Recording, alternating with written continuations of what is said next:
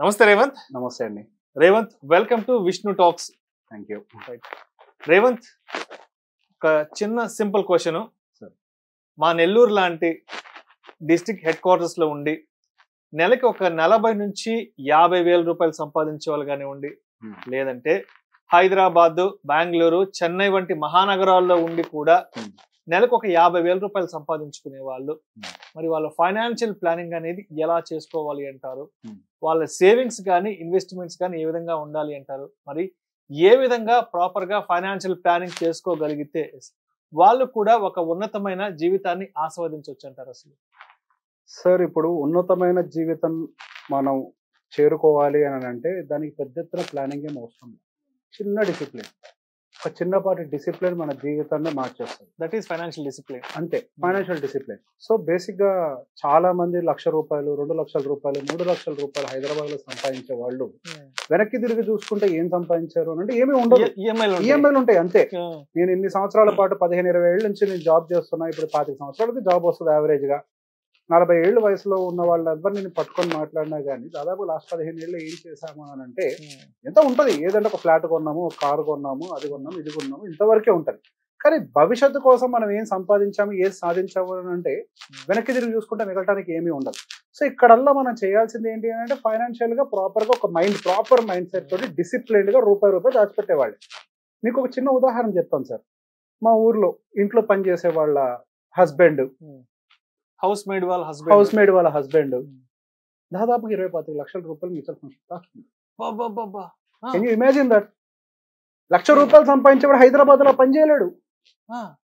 ఊర్లో పని చేసుకుని ఇస్త్రీ చేసుకునే వాళ్ళు 20-25 లక్షలు సంపాదించి మ్యూచువల్ ఫండ్స్ లో డిసిప్లిన్ ఇన్వెస్ట్ చేస్తున్నారు అని అంటే you have to see the level of discipline.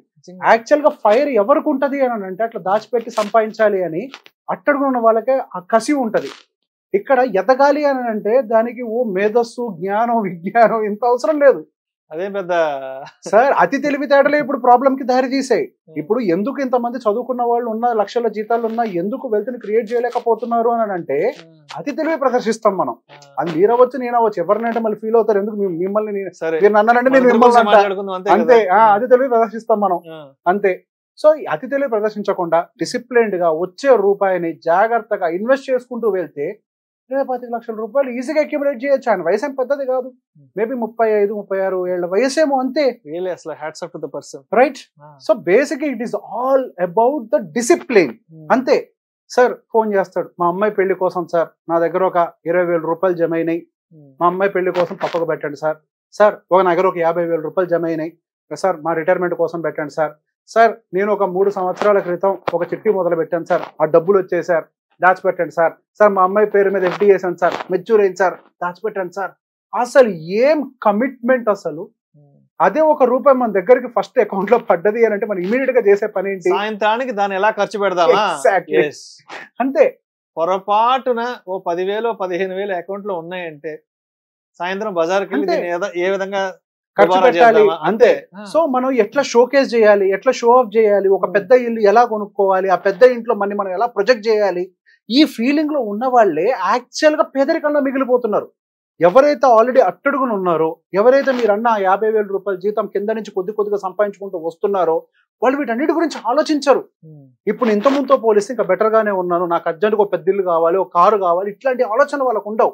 వాళ్ళకు ఉండేదల్లా వాళ్ళ మైండ్ లో ఏంటి అని అంటే ఇప్పుడు నేను పడ్డ ఈ లైఫ్, ఒక సామెత ఉంటది కదా, ఒక మాట చెప్తూ ఉంటారు కదా, పుట్టుక మన చేతిలో ఉంటది కానీ చావు మన చేతుల్లో ఉంటది.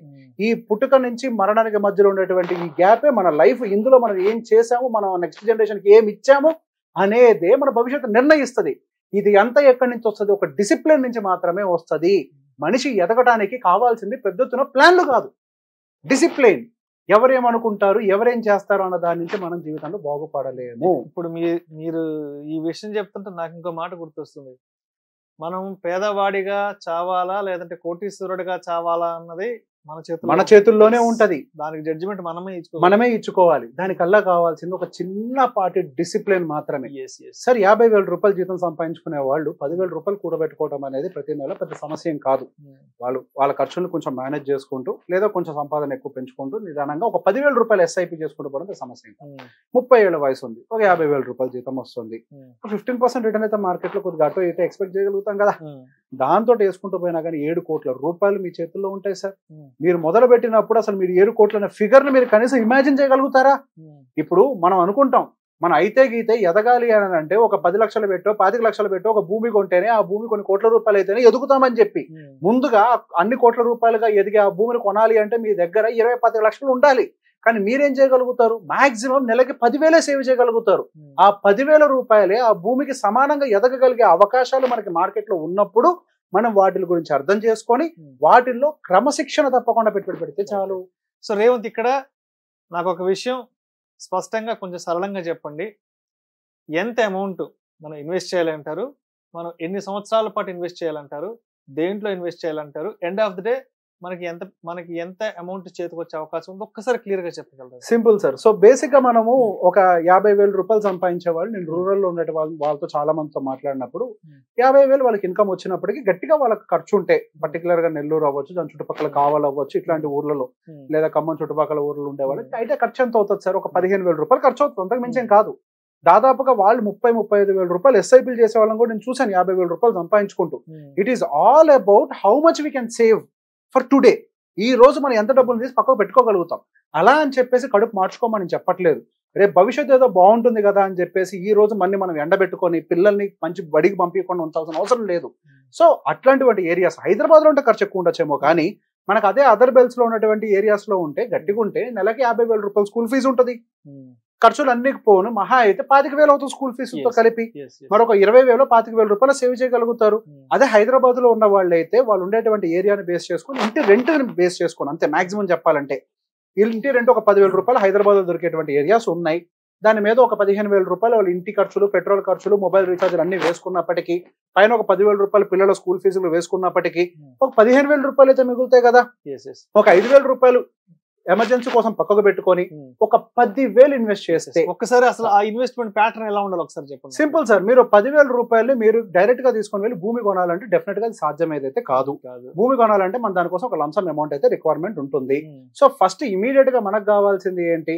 చిన్న చిన్న అమౌంట్స్ తోటి కూడా మంచి రిటర్న్ ఇచ్చేటువంటి ఇన్స్ట్రుమెంట్స్ ఏంటి? చిట్టీలు ఉన్నాయి. ఎస్, చిట్టీలు మంచి ఇన్స్ట్రుమెంటే, కాకపోతే ఇక్కడ సెక్యూరిటీ ఇష్యూ. వాళ్ళు నమ్మకంగా వాళ్ళు మంచోళ్లే, చిట్టీలు వేసే వాళ్ళు ఏమి ఎగ్గొట్టి పారిపోవాలని ఉద్దేశంతో వాళ్ళే మొదలు పెట్టరు. కానీ వాళ్ళ దగ్గర వేసే వాళ్ళు ఎవరు పారిపోయినా గానీ వీళ్ళు దెబ్బ తగులుతుంది. సో బేసిక్ గా మన మంచితనం వాళ్ళ మంచితనం మీద మాత్రం కాకుండా అవతల మీద కూడా డిపెండ్ అయి ఉంటది కాబట్టి అందులో కొంత రిస్క్ ఎలివేటెడ్ గా ఉంది.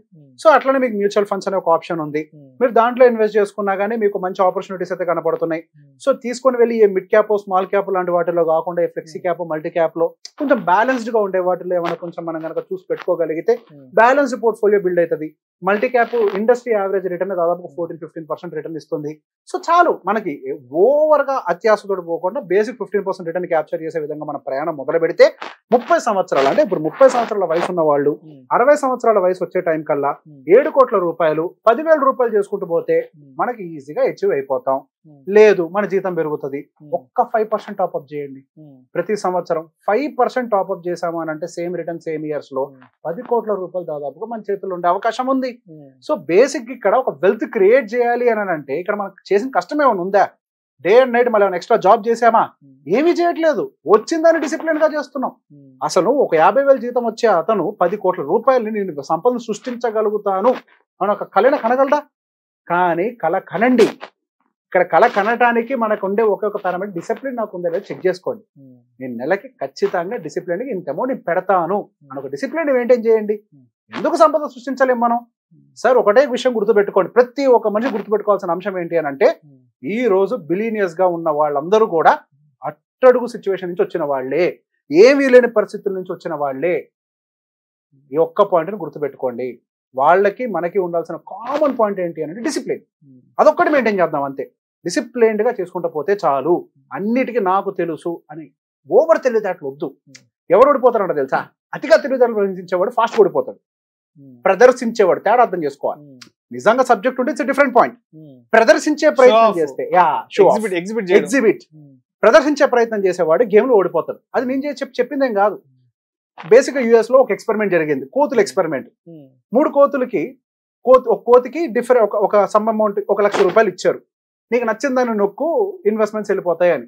అట్లానే ఒక మంచి ఫండ్ మేనేజర్ కి కూడా కొన్ని ఫండ్స్ ఇచ్చారు, సేమ్ ఈక్వల్ అమౌంట్.